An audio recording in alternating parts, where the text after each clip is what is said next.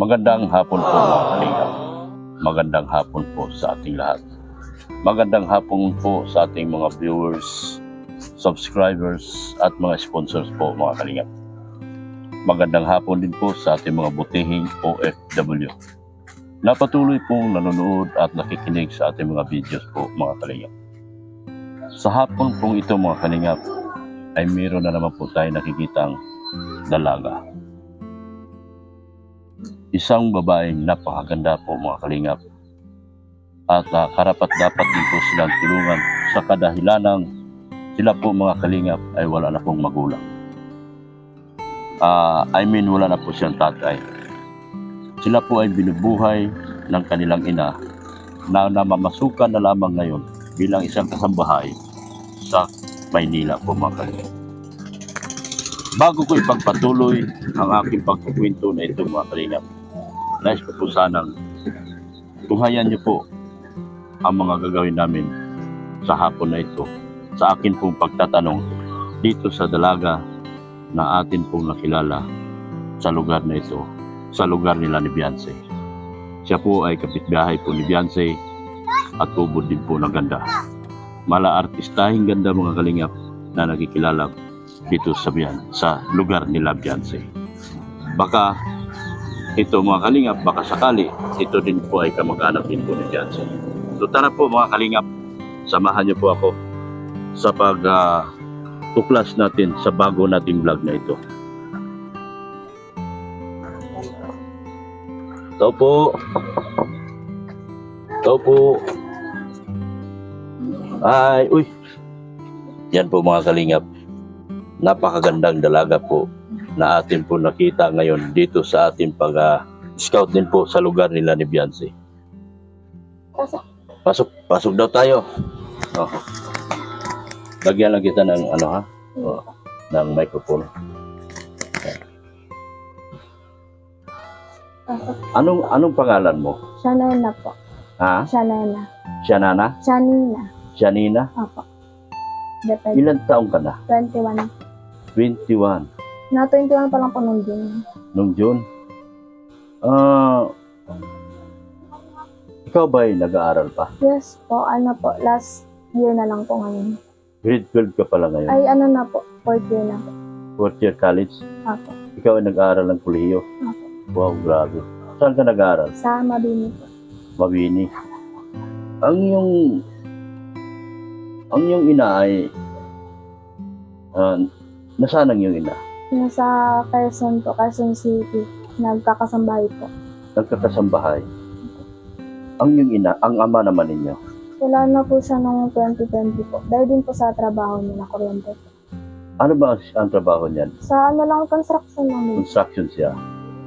Napakabuti ng inyong ina. Sa kabila ng namamasukan lang siya, napaaral pa niya kayo. Opo, kasi nagtutulong man din po ako sa kanya. Nung last year po, nag-working student po ako sa Jollibee po. Nagtatrabaho ka habang nag-aaral sa Jollibee. So, ganun ang ginagawa mo. Tapos sa Mabini ka pa nag-aaral. Opo. Napakabuti. Ilan kayo magkapatid? 3 po kami. Yung bunso ko po, grade 12 na po. Yung Puro kayo babae? lalaki po. Lalaki yung Lalaki po yung bunso po. Lalaki po yung bunso mo? Opo. Upo po kayo. Sige lang. Tapos, paano nyo nairaos yung buhay nyo sa araw-araw? Pag nagpapadala po si mama, sakto-saktuhan lang po yung padala niya. Doon ka harap. Pag nagpapadala po, sakto-saktuhan lang po yung padala ni mama, like mga 1K po, isang linggo na po. 1K isang linggo. Opo, dapat po mapagkasya po namin yun sa isang linggo po. Yung 1,000? Grabe yung sakripisyon. Tapos, tatlo sila magkapatid. Tatlo kayo magkapatid. Tapos, anong course ang kinukuha mo? Entrepreneurship po. Entrepreneur. So, paano nyo naraos yung buhay nyo araw-araw? Sa kabila ng wala ng papa, wala na kayong ama, wala nang tumutulong sa inyo, nanay nyo na lang. Opo, yung mama ko po, okay naman po yung niya po. Minsan po, pag nasa-short kami, wala pong kundi po po sa kapitbahay, mag-utang, ganyan po. Nagdumaan po kami sa ganong buhay po. Tapos ngayon po, nung last year po, nagsabi ako sa sarili ko na magtatrabaho po ako para po makatulong sa sa financial po, baga sa Mabini. Mahal po. Tapos napagpasyahan ko po na magtrabaho po. Kahit sobrang hirap po, mapagod po. Pagod Sobra po. habang nagtatrabaho, habang nag-aaral, tapos nagtatrabaho. Paano mo hati-hati yung oras mo sa pag-aaral Ano at pagtatrabaho? Time management po ba? Dapat. Kaya ko naman po i-handle, kaso po yung sobrang pagod ko is hindi ko po kayang ma-handle. May handle. Sobrang pagod. Ikaw ba may boyfriend na? Wala po. Ay, napaka po. Mabuti yung naisip mo. Si mama mo, ilang taon na siya na Ay, masukan bilang bata pa lang po kami. 12 years na po. 12 years na siya Doon ko sa pagiging kasambahay po. kasambahay. Grabe, kakaiba yung istorya nila mga kalingap. Biruin mo, ang kanilang ina ay isang kasambahay lang po sa Quezon City. Pero nagawa pa ng ina nila na paaralin itong anak niya. Ano po, yung hindi po talaga po kami dito nakatira. Sa Bulacan po kami. Doon po kami. Yung papa ko po umalis siya tuwing umaga. Doon gaharap sa kamera. Umalis po yung papa ko tuwing umaga. Nagtatrabaho po siya. Kasi ako po yung bantay sa bunso ko ng kapatid. Kasi bata pa po kami nun.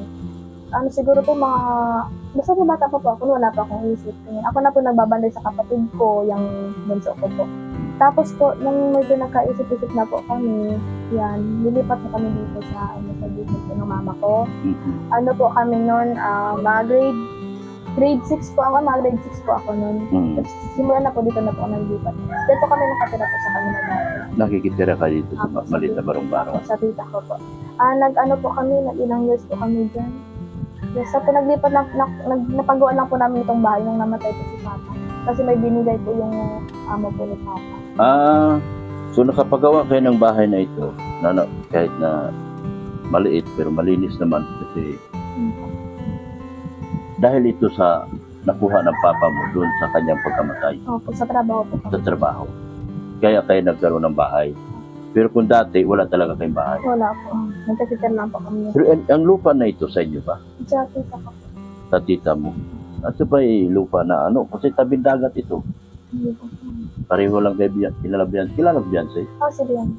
Kilala mo? Minsan po napapanood ko po. So nakikita mo kung gaano ka hindi mo ba siya kamag-anak? Hindi. Kilala mo lang kapitbahay mo. So sa simula na nag-aral ka, first year college ka, nagtatrabaho ka na, hindi pa? Hindi po, yung last year lang po. Last year lang. Si mama po yung nagpawayad ng tuition ko po. Dati half-half lang po. Oo. Tapos, yun po, nung nagkatrabaho po ako, nag-ipon po ako ng pang settle sim ko po na pang bayad sa tuition. Habang nag-aaral ka, nag-ipon ka, habang nagtatrabaho, natigil ka nun, hindi? Hindi naman po. Napagsabay ko naman po. Kasi po naawa na po ako sa mama ko ay... Para kang si yung aking pinag-aral din na aking vlog na si yung graduate sa CNAC naman to siya. Nakalimutan ko. Siya ngayon ay manager na sa fast food chain sa Manila, sa McDo, sa Manila. Nagtatrabaho din siya sa Jollibee nung time na yun. Hindi ko na maalala ang pangalan niya. Si Custodio ang apelyido niya. Custodio. Baka naabutan mo siya sa Jollibee. Hindi na po. So, ano nga palang buong pangalan mo? Shanina Aguay de Pedro. Shanina Aguay de Pedro. Hindi ka ba mayaman? Ang ganda ng apelyido mo, mukhang mayaman. So, ngayon, papasok ka uli. 4th year ka na. Opo. Tapos po, pag nag-ano po yung Jollibee po, yung yung ni-renovate niya yun. Nagtatrabaho ka ba talaga doon? Opo. Doon ka pa talaga nagtrabaho? Hindi po ako nag-resign doon kasi po, baka po makabalik po ako kasi sayang din po yung arawan ko. Oo. So, magtatrabaho ka ulit sa Jollibee? Kung makapasok pa po ulit. Kung makapasok. So, napaka-buting bata. Siya ay 21 years old. Nag-aaral, working student. Hindi nagdepende sa lahat ng kanyang gastusin mula sa kanyang magulang. Swerte ng magulang mo sa'yo. Nung wala po yan dito yung mama ko po. Wala po siya dito, napunta lang po siya dito pag may okasyon po. Ako po yung nag-aalaga sa kapatid ko. Simula bata. Simula bata. Yung isa mong kapatid may Yung asawa? panganay po. Oo. Nagkaanak na po siya ng February lang. Graduate na yun, hindi. Hindi pa po. Kaya ako din po yung nag-ano sa kanya dito. Ako po naglalaba, nagluluto po. So ikaw din na nag-alaga sa kanila ngayon. Oo po, parang gano'n din po. Kasi, bali, pangalawa ka sa 3 magkapatid. Gaano kahirap yung mga pinagdaanan nyo ng panahon na nawala si papa niyo? Sobrang hirap po, parang nagbago po lahat. Lalo, sige, sa kwento mo. Handa kami makikinig kami, mga kalingap, makikinig kami sa kwento. Po, kasi nung nandito pa po siya, parang okay po lahat ng pamumuhay po namin. Opo, medyo mahirap po yung pamumuhay namin. Pero po yung iba po yung hirap nung nawala po siya. Parang, ano po, baga, pag papa po kasi may nagkakarga. Sige, tuloy mo lang. Na Kasi po makikinig. siya po yung nakasama ko simula po nung bata kami. Kasi yan po si mama po, nagtrabaho na po baga siya, bata pa lang kami. Kaya si mama po yung nag-ano sa amin. Pero sa Bulacan pa po kami nakasama. Yan, naalala ko pa po, napadala po si mama, turo 200. Yan, naalala ko po sa amin po binibigay ni papa, ganyan. Tapos mamakit po kaming nandiyan si papa. Tapos po nung biglang nawala po, yung ganyan. Eh, naalala ko pa po na naghihingi pa po ako napadala sa kanya kasi po short po talaga kami noon. Sa 700 po, pang 1 week na po, nag-aaral pa po sa pagbuwan. Yan, para pamasahe po. Tapos pang ara-alawas pa namin dalawa ng kapatid ko kasi nakigitara lang po kami. Tapos nung nawala po yung papa ko, parang nagbago po talaga lahat. Yung pamumuhay po namin, si mama po, inaalala ko po agad si mama. Paano na kaya si mama? Paano na po kaya yung ara-alawas namin araw-araw? Paano po kaya yung pambili namin ng mga pagkain po, ganyan. Tapos kaya nagtiyaga po talaga ako na makapasok po sa Jollibee para may maitulong po kay mama, ganyan po. Para hindi na po mag-asa sa kanya po. Lalo sa pag-aaral ko po. Mahal po baga ang tuition sa mga. Diyan lang po kaya ako nakapasok. Hindi ka nakapasa sa Senate. Hindi po, waitlisted po. Wait, ano? Waitlisted. Ano ba yun? Yung maghihintay po ng ibang course. So yung course na gusto mo, Wala, hindi po. wala na, hindi na ubos na. Gaano kahirap nung mawala ang papa mo? Sobrang hirap po. Halos, hindi ko na po alam kung paano ulit mabuhay nung dati po. Sige. Nung wala po si papa. Ay, nung nandito pa po si papa, sobrang hirap po. Mahirap po talaga. Pero nung mas nawala po siya, doon po naging mas mahirap po. Kasi, Parang iniisip ko po, paano kaya si mama? Yung allowance po namin araw-araw. Yung trabaho po ni mama is kasambahay po. 7,000 po, 15K yata yun. 7K, 15,30 po. Tapos, ang binabayadan po namin, wala man po kami ibang binabayadan. Allowance lang po. Yung 1K po, pinagkakasya po namin sa isang linggo. Pag wala na po si 1K na namin, allowance, machat na naman po kami, wala na po kaming allowance. Ang sabi si mama, sakto lang po kasi talaga saktuhan lang. Kaya pag wala na po talagang allowance, yun, nautang po. kung nabubuhay ang papa mo, anong gusto mong mensahe sa kanya? Kung nabubuhay man si papa ngayon, sana nag-iingat po siya palagi, ganun. Saka sana, nasa mabuting kalagayan po siya, parang hindi po nangyari sa kanya yung trabaho. Pagkamatay niya po. Ang mama mo sakaling manonood siya ngayon, mapapanood niya man ito, anong gusto mong mensahe iparating sa mama mo? Maraming salamat po sa sakripisyo niyo po sa aming magkakapatid. Simula po, bata kami. Kaya hanggang ngayon po, kahit matatanda na po kami, yung ate ko po, may anak na, sinusuportahan niyo pa rin po kami. Sige, tuloy mo lang. Yun lang. Tuloy mo mensahe mo sa mama. Lahat po ng sakripisyo ni mama, yan pagpapadala po kahit wala na po siya, nautang po siya doon sa teletindahan po duman, minsan po nautang din po siya doon pang padala po sa amin. Kaya, thankful po ako kay mama. Kasi kahit mag-isa na lang po siya, tataguyod niya po kami tato magkakapatid po. Kaya, sige, tuloy. Kaya po, mama, nagpupursige ako magtrabaho para po matabangan taka po na magpadara po dito sa mga kapatid po. Sa mga kapatid ko po. Maski po wala 1,000 ganyan, napadara po ako para pandagdag po bago sa pang-allowance. Doon sa mga amo ng mama mo, ano ang gusto mo iparating sa kanila? Ano po, maraming salamat po sa mga amo po ni Mama kasi tinanggap niyo po si Mama kahit bata pa lang po si Mama, nagtrabaho na po sa inyo. At maraming salamat po kasi nagtiwala po kayo kay Mama. Mabait po yan si Mama. Sobrang bait po. Kaya din po nagtagal din po siguro siya sa trabaho niya kasi masipag po. Magitin mo mga pangalan ng mga amo. Ay, hindi ko po masyadong kailan. Hindi mo. Si Ma'am Cham lang. Sir Ma'am Cham, ang ano po. Cham. Maraming salamat po sir at ma'am sa patuloy na tulong na ginagawa niyo po dito sa Tsaka po pamilya. kay Kuya Lance kay Kuya Lance po na pinapautang si Mama minsan ng para 500 pang dagdag po pang allowance namin. Sino sila? Si anak po nung amo po. Oy, thank you so much sir sa ibigay tulong niyo po sa kanila po. Lalo na ito, graduating na sa ngayon, medyo mabigat na po talaga ito. Ako po, nakapagpatapos man ako ng anak. Alam ko pagdating ng fourth year na talaga, ito na yung pinakamatinding gastusan talaga, bakbakan na talaga ito. So, good luck para sa pag-aaral mo at good luck din sa pagtatrabaho mo sa Jollibee. Sana makatapos ka sa iyong pag-aaral. Kung papalarin ka, makapagtapos ka, saan mo gusto mo trabaho? Sa ngayon po, di ko po kasi masyadong ano pong naging trabaho ko. Pero gusto ko po sa mga office po. Yan. Gusto mong matulungan din ng mama mo?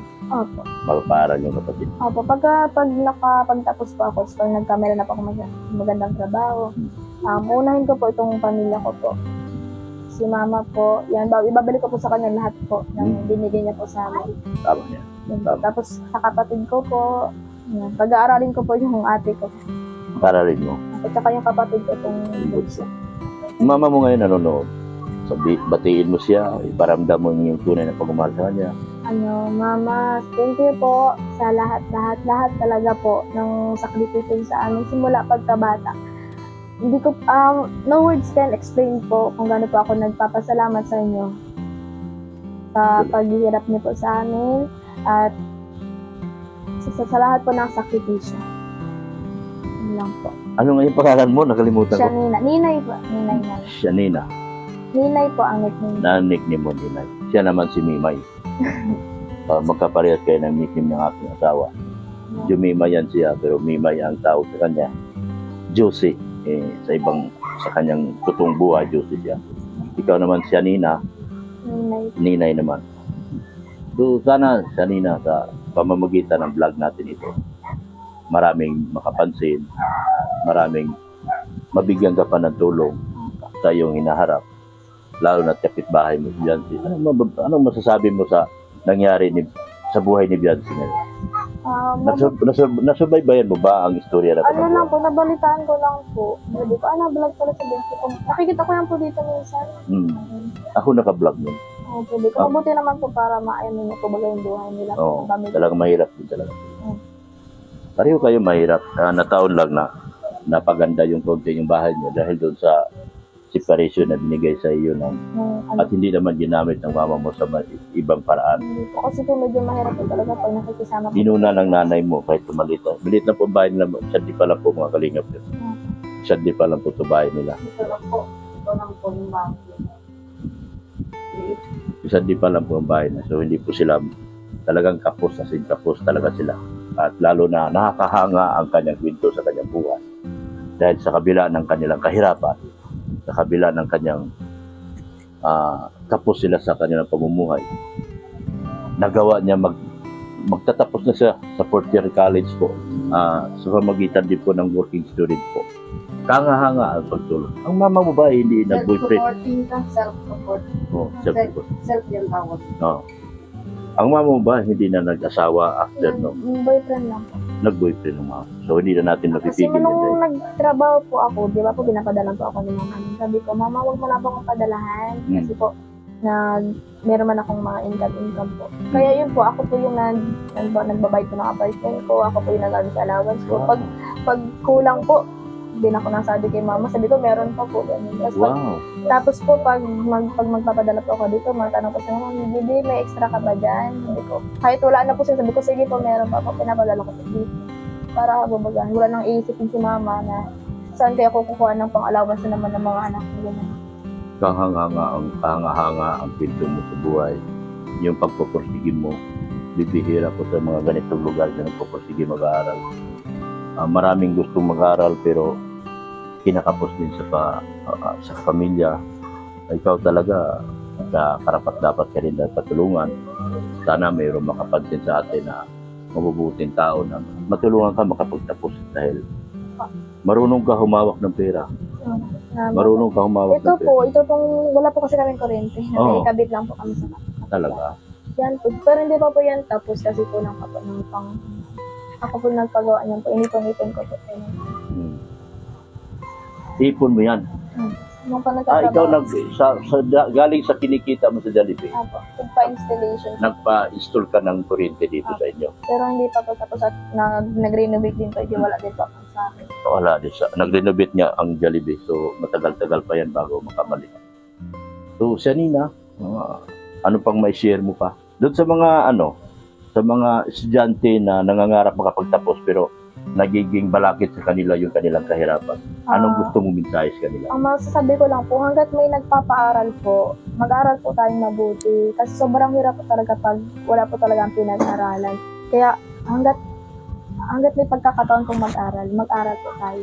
Kasi masasabi po natin na masasabi po natin na late na pag hindi na po natin nagawa yung pag-aaral po. Ganun. Narinig mo ba ang Kalingap Angels ni Kalingap Rob? Hindi pa po. Pero nakikita ko po sa Facebook. Kalingap Angels. Ay, mga Kalingap. Yung mga tinutulungan ni Kalingap Rob na may mga love team na yun. Si Ate Carla po. Si Carla. Si Carla. May love team din.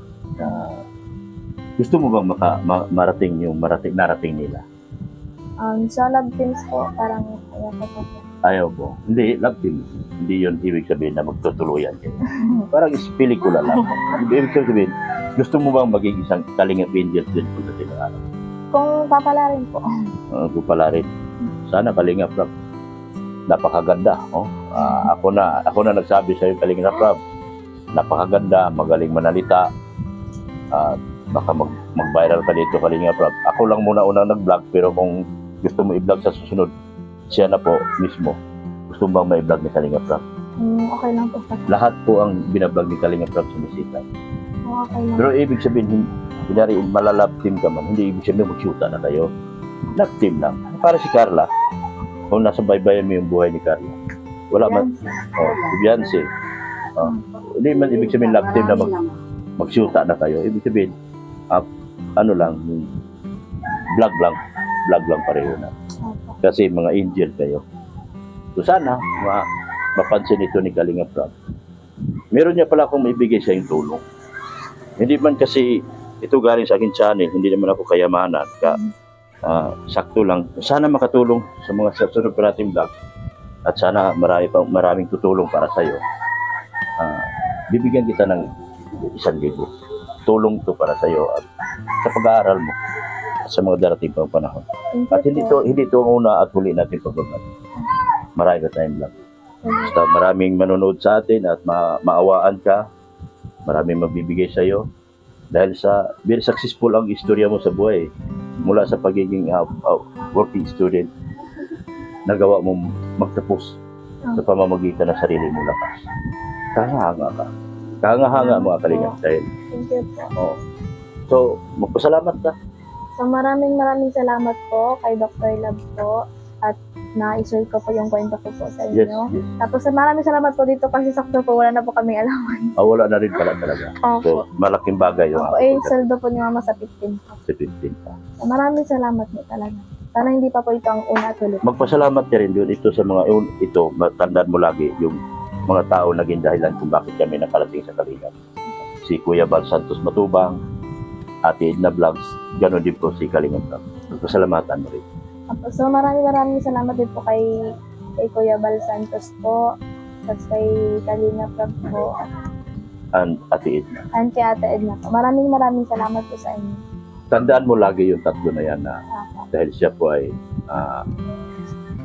tutulong din.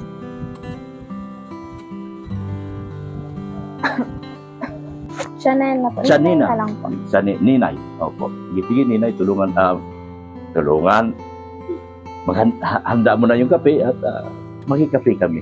Sige po. Baka nagutom na si Mrs. Sabi ko, Mrs. Sabi ka na. Hindi ka naman. Hindi. Sige po. Kailangan gutom ka na para pakapehin ka. So, napakabuting. Anong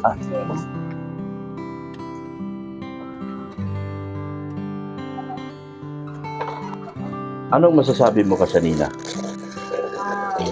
Proud ako sa iyo kanina kasi kahit wala kayong magulang, nagporsige sila na mag-aral. Kahit wala na yung tatay nila, maliit pa daw sila, wala na si mama nila. Samantalang yung ibang mga bata, kahit kompleto pa yung magulang, hindi nag-aaral ng maayos. Kaya sa naririnig ko kay Shanina, proud ako kasi ang daming proud ako kahit sobrang hirap, hindi parang wala lang sa kanya at nagporsige si Shanina na tulad nun nagtatrabaho siya para matustusan niya yung pangangailangan niya sa pag-aaral. Nag-self-supporting po si Shanina. Kaya hanga ako, napakasipag na bata, mag-aalaga pa siya sa mga kapatid daw po niya. Yan ang sa kwento niya. Kaya napakabait na bata ito. Sana po meron pong dyan, mahuhuting puso. Yung mga sponsor po, sana matulungan natin si Shanina. Ano lang po yung bahay nila, napakaliit. Kwarto lang po. Yun daw po ay pera nung pera po ng namatay yung tatay nila. Yun pinagawa dito sa bahay na to. Binigyan sila ng tsahin po. Kasi dati daw po ay lang po sila, nakikitira lang po. Yan po ang dyan sila nakatira. Ito po yung bahay na po. Nawa naman yung tita nila. Binigyan sila ng konti-konti. Dahil meron na buhat sa mga naman pamatay sa naman. Ang nangyara na para sa sarili. Balik na sila sa tao na balik. Kaya yung maliit na pera na natanggap ang mga balik. Sinagka sila at tinulong ko na mga tulungan. Ito po yung dating tinitira nila. Itong mabuti yung nanay nila, ginastusan kaagad yung hindi ginamit. Kung ibang nanay pa yan, ginamit nila sa hindi maganda yung kanilang pera na nakuha. Pero napakabuti po talaga ng nanay nila. Patuloy na nagtatrabaho sa ngayon at napakahirap na masukan bilang katulong para lang po mapapaaral ito mga kanilang mga anak. At swerte ako dito kay Shanina, no? No, Shanina dahil napakabuting bata at very approachable. Yan po.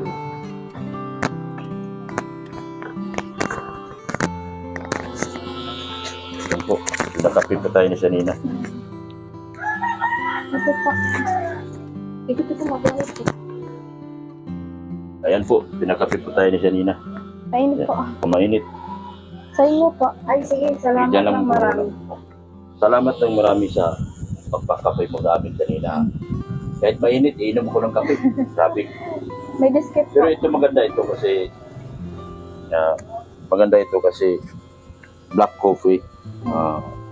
Mas medyo mahirap yung 3-in-1 kasi di masyado na inom. May biscuit lang po. Mayroon po. Wow! Preparado si Shanina. Pang po sa mga bata-bata. Oh, talagang namimigay ka sa mga bata. Mga pinsan ko pang maliliit. Binibigyan mo sila. Lalo po pag bagong sahod po ako ng sa Jollibee. Gatas po din. Bibigyan ko rin po siya. Grabe. Isipin mo, hindi siya sa CNEC, hindi siya scholar mga kalingap, pero namimigay pa siya dito sa ito ang karapat-dapat na tulungan na bata. Namimigay siya, na mamahagi siya dito sa mga bahay niya. Ng kanyang sariling blessings na natatanggap mula sa pagtatrabaho niyo po sa Jollibee. Talagang, ang Jollibee po kasi ngayon mga kalingap ay ginagawa po. Kaya po natigil ngayon, kasi ginagawa yung Jollibee. Kanina, may payo ko lang kayo. Kahit wala naman sila mama mo, tuloy mo lang. Hindi po nasa isang Gawa. Kasi may maganda kang sa pagdating ng panahon. Kasi proud ako sa'yo sa mga naririnig ko na ang daming mga bata, kumplito pa ng magulang pero hindi man nagpursige na mag-aral. Diba? Pero sa nakikita ko sa'yo, sa naririnig ko, at wala kayong papa, wala na yung nanay nyo, hindi nyo nakakasama kahapon. Buhay na dahil nagtratrabaho. So, diba? Dapat yung ibang mga bata niya, nag-ano na, yung kariwara na, kung ano-ano na lang. Dito po yung Hindi walang magulang na nagsubaybay. Pero proud ako sa iyo kasi kahit wala si mama mo, ano naman, okay yung ano. Tuloy mo na. Kasi po naisip ko po kung sasayangin ko po yung buhay ko, naawa po kasi mama ko. Ayun, ganyan po yung mga pariwara po po. Oh, ganun Itong mga naipundar mo, mga TV na yan, ito ba'y sa'yo? Galing sa trabaho mo? Kay mama po yan. Nagalit Kaya yun. lang po ito, second hand. Sikanhan lang po yan. Dito, itatapon na daw po kasi yan sana, di binili na lang po. At wala po kami. Sa Maynila. Yan, TV na yan. Halos pinulot na lang ni mama mo. Parang second Bigay na lang. Parang binigay na lang. Kasi wala naman po silang gamit dito mga kaliyap. May gamit po sila. Ito galing na po sa ito mga litik pa rin. 150 lang po ito. Hindi po natin pwedeng yung TV naman nila sikanhan po, binigay na lang, tinatapon na nga, pinagtatyagaan pa nila at nagagamit na pa naman nila. So napakabuti mo at nagpaswerte ng alam mo, yung mama ko po kasi, may trabaho po siya dyan, meron po siyang ano. Pero hindi po ako nagkaroon ng sama ng loob sa kanya. bakit? Kasi po, sa mga sakripisyo niya po sa amin, hindi ko na po alam. Nagkaroon siya ng bagong pamilya? Ay, hindi. Boyfriend lang? Wala po siyang pamilya. Boyfriend. Pero hindi po ako Hindi ka sumama ng loob Hindi po. dahil tinutulungan ka naman. Saka yung ganyan po, minsan nagtatampo po kay mama, sabi ko, imbis na kami yung alagaan niya, yung ibang bata po yung alagaan. 12 years na din po. Kaya ako po, tuwing umaga po ganyan, gusto ko may nakahanda ng pagkain. Kasi po ako po sa mga kapatid ko, ako po yung nagluluto. Sabi ko, parang gusto ko ako naman makaramdam naman po ako ng gano'n. Yung ako naman pagsisisihan. Pero nanay po talaga ang kailangan. Ilan taon na nanay mo ngayon? Sa 45 po. 45? Ay, 44 po. 44. Hindi pa ganun katanda. Matanda pa siya sa akin yung nanay niya. Yeah. Hoy! 44 pala ako, 45, 42 pala ako eh. Ano eh. Kunot na eh.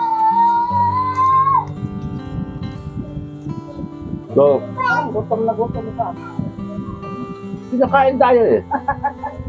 Salamat dun sa pinakain mo ha.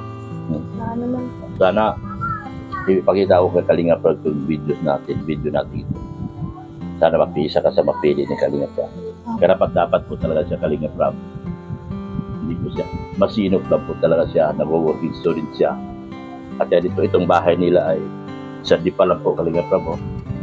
Sa di pa lang po. Maiksi lang yung kamay ko eh. Pero kung mahaba lang musik, mga 5'10" siguro ako. Sa di pa lang ito bahay nila. Pinagkakasya nila lahat. Ito po ay galing po sa separation pay na nakuha po nila. Mabuti nga ang pera na nakuha ng mama mo, ginamit niya sa tama. Ang iba kasi magulang, gagamitin kagad yung pera sa ibang bagay. Porkit namatay na yung asawa, gagamitin nila sa ibang bagay. Ang nanay niyo po, masinop. No? Sobra po. Kahit Kaya, na di po ako, parang wala pa akong karapatan magsama ng loob po. tama. Kaya nagpupursige na lang din po ako para makatulong po sa kanya din. Ano pangalan mama mo? Nenet. Nenet. Nakita mo ba yung anak mo? Napakaganda. Napakaswerte mo sa anak mo, Nenet. Tuloy mo lang ang pagtulong dito sa mga anak mo. At ipagdasal din natin, Nenet. Tulungan mo ako magdasal sa mga kasamahan mo dyan na mapansin po siya ni Kalinga Prab. Dahil ang trabaho ko po ay scouter ako. At ako po ang nagre-recommenda ni Kalinga Prab. Kagaya ni Beyonce. Ako ang nagre-recommenda kay Kalinga Prab. Una ko pong binlag si Beyonce tapos pinakilala ko kay Kalinga Prab. Kaya after nun, ayan, nakikita mo naman.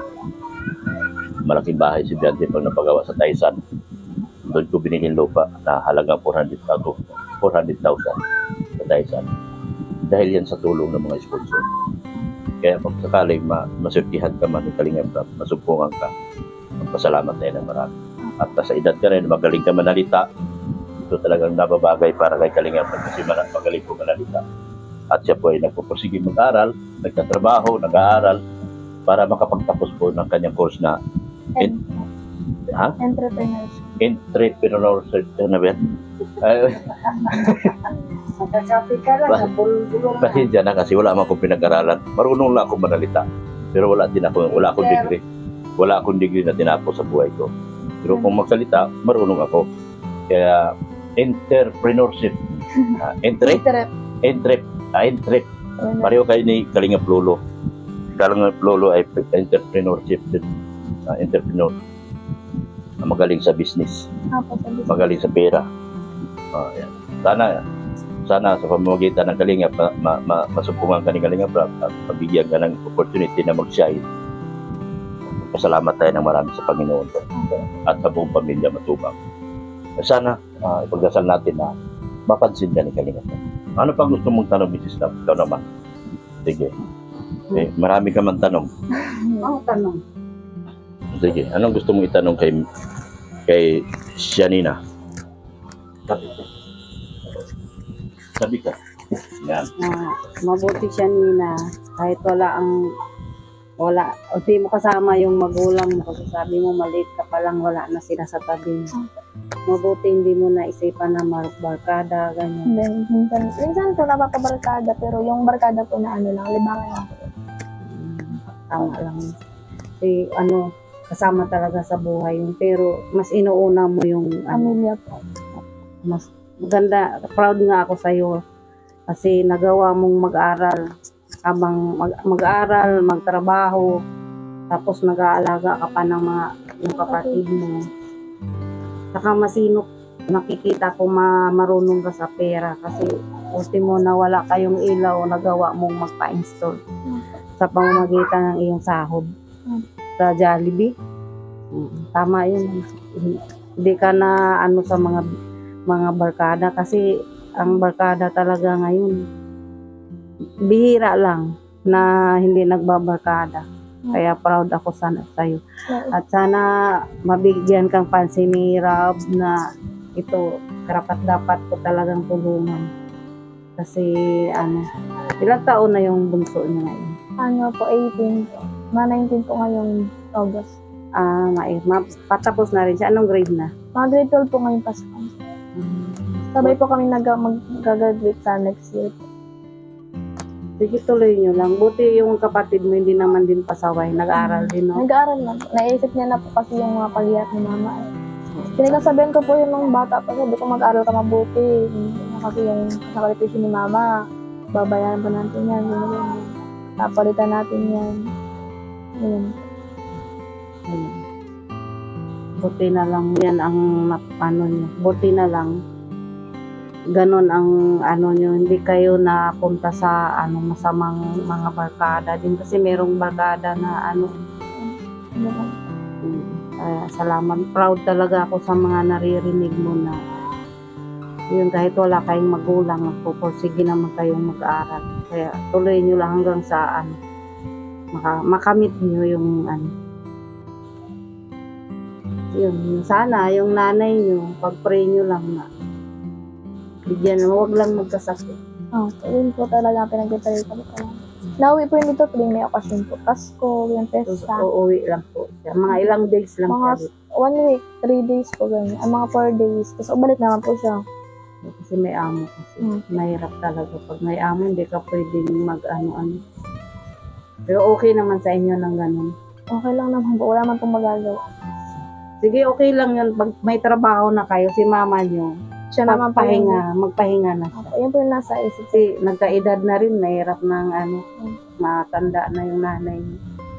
Kung kayo naman may trabaho, si mama nyo naman baka yun na yung time na makasama nyo na siya. Pero ako naman po yung malayo kasi nagtatrabaho po ako. Okay lang, at least nakapagpahinga si nanay. Yung hirap kaya may amo. Gusto mong magpahinga, hindi ka tulad kung nasa inyo ka lang. Oo nga po, yun po ang mahirap. Hirap dahil nadanasan ko yung ganung trabaho, sobrang hirap. Ang upo mo, yung pag kumain ka lang, may ganong amo. Napakahirap. Kaya saludo din ako sa mama mo na kahit wala na si papa mo, napatuloy pa rin siya na Opo. Solo parent na lang po. Kaya nagtutulong din po ako sa kanya. tama lang. Maraming salamat po sa patuloy sa aking mga sponsors. Thank you so much po sa inyo. Then Leody, lahat ng mga sponsor po dito na po kayo pa. America Alpha Vlog, yun po yung aking IT na support. Thank you so much po sa inyo. Shoutout din po sa lahat ng mga vlogger na nakapalibot kay Kuya Bal. Suportahan po natin ang kanilang mga channel. Shoutout din po sa mga kasama ko sa T-Boys, tulungan po natin sila sa mga channel, kanilang mga video upload. Maraming salamat po sa walang sawa po, mahal po kay Kuya Bal sa Matubang. Atid na vlog, meron din po kay Kalingap Vlog. Hanggang dito na lang po ako mga Kalingap. Shoutout din po ang YouTube channel, si Kalir Fisher.